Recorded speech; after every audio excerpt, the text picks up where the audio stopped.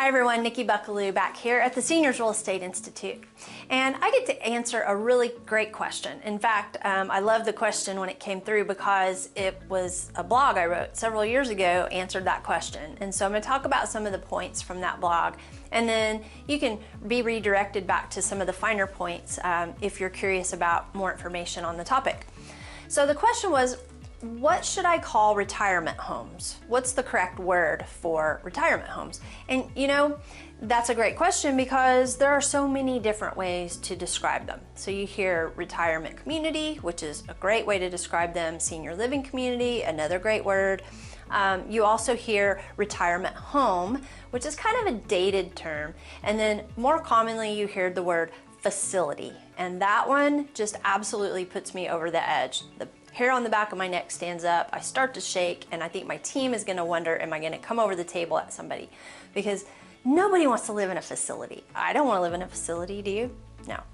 So seniors don't either. So how do we describe the communities that people are looking at that might be considered 55 and older or even 62 and older?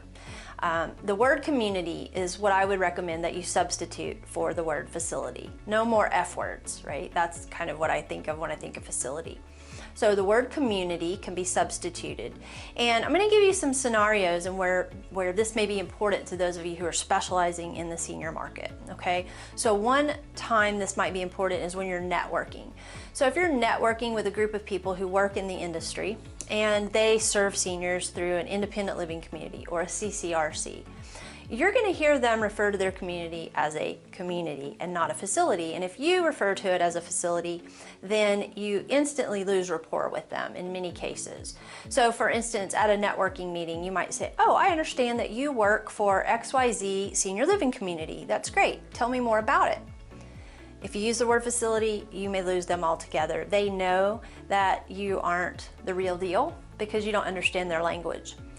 Conversely, if you're working with someone or networking with someone who is working at a healthcare facility or an assisted living community, you might hear them use the word facility more often.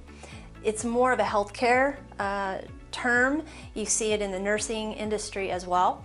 And so if you're mirroring and matching and trying to build rapport with them, you use their words. Now, here's the thing that's tricky is when you're talking to a senior adult who is talking about where they're going to move, they may say, I'm going to move to the home, or my daughter wants me to move to one of those facilities. And if you're just getting to know them, then you want to definitely have rapport with them, which means you use their words and you mirror and match them.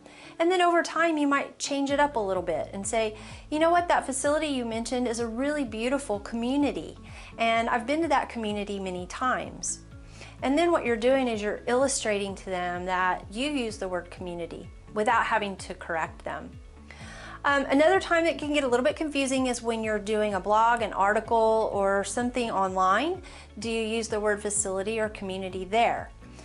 If you're looking for SEO, you're looking for search optimization, then you probably want to use both words and compare and contrast them utilizing both so that you are searchable.